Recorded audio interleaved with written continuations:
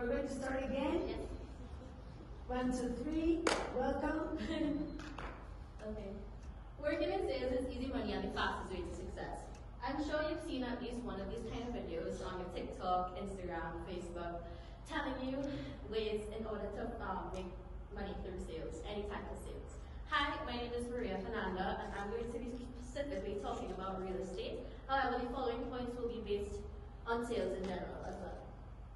So real estate. We see real estate as something glamorous, luxurious. Agents online on the internet, we see them as having luxurious lifestyles where they ride fast cars and have expensive clothing. But let me tell you, this is not the case. Real estate sales really is about survival, sacrifice, and self-awareness.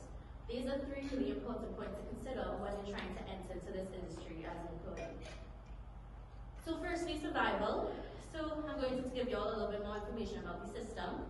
So in real estate, you make money through commission. You don't have a salary. And majority of the time you're working through a brokerage. And that brokerage takes approximately 50% of your salary at least. With that said, you really have to be persistent, resilient, and also be able to handle rejection easily. And this is why the National Real Estate Association says that even though agents in the US make less than $10,000 in the first year, it is also the reason why 87% of them fail in their first year. The second point is sacrifice. This is not your regular 9-to-5 job. You're working long, extensive hours. Majority of the time, you can work Monday to Sunday, and it doesn't guarantee that you will close a sale and make money at the end of the week. So, with that said, you have a lot of missed family opportunities, and even have to sacrifice your own personal time. To tap into a more personal perspective, for example, I'm a foreign student who also works in real estate, and due to the semester being a little more hectic, I had to put a pause in my career in real estate in order to focus on school. Because of this, now during vacation time, I'm not going to be able to see my family because in real estate I lost momentum, I lost clients, and I will have to stay in Mexico to work. So that's just a little bit of the reality of it all. And as Forbes says, 62% of your time spent is not on revenue generating tasks. So a lot of the time you're not even making money, you're actually doing administrative, calling clients, going to site visits, planning your workday, planning your days and your week in general. The third point, I think, is one of the most important points, is self-awareness. You really and truly have to know who you are and your values, because it's easy to get tied up and lost in this industry and be influenced not only by agents but also your own brokerage. It really is a man-eat-man kind of industry where you can't really trust anyone, and you have the risk of losing yourself, and also the reality of it, you could get burnt out. And this is important to know, because not knowing your limits, well, you'll get burnt out and it can affect you in various ways. Now that I've explained more about the system, what it takes to survive this kind of industry, and a little bit more of the reality of the illusion of sales in general, I want to ask you a question. Would you really chase sales for 10K a month? Or would you question if it's really worth it? Thank you. Okay, 10,000 in Mexico. When it's in general. Because you could be talking about dollars or 10,000 pesos. Pesos. No, imagine. No? No, sí, perdón, sí, ya me di cuenta. Sí, dollars, Dollars, right? Yeah. Because 10,000 pesos is like, oh my God. So are you working in a real estate agency here in Mexico? Which one?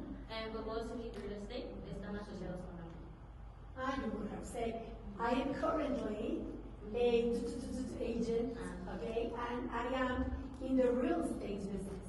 And I want to tell you what I'm struggling about. I'm struggling. Or people, my colleagues are struggling, every single one. Yeah, because for example, in Canada, they have a tax of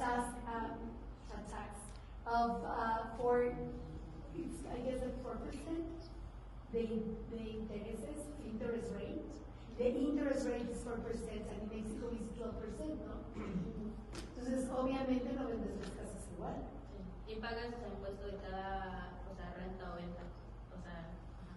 sino simplemente si vas a comprar una casa, no es el mismo impuesto pagar 4%, o sea, lo que te va a quedar en lo que vas a pagar, a que si te van a dar un crédito donde hay que pagar un 12 o un 14.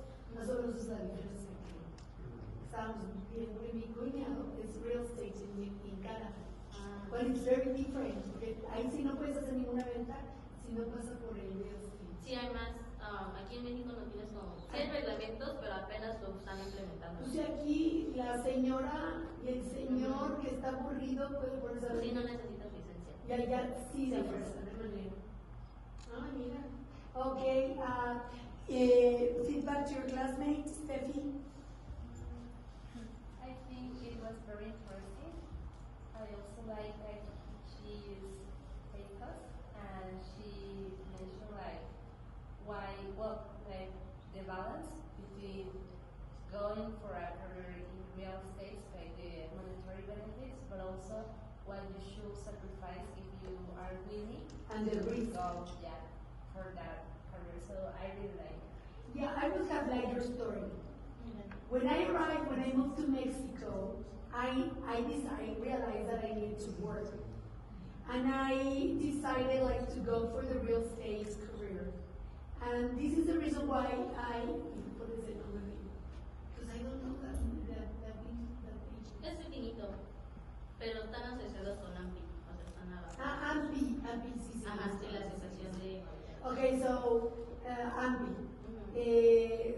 And I want to tell you what my colleagues and I are struggling every single month, and what we're letting aside, or we're, okay, so your personal story was missing. Remember that it's important, gorgeous. Okay? Thank you very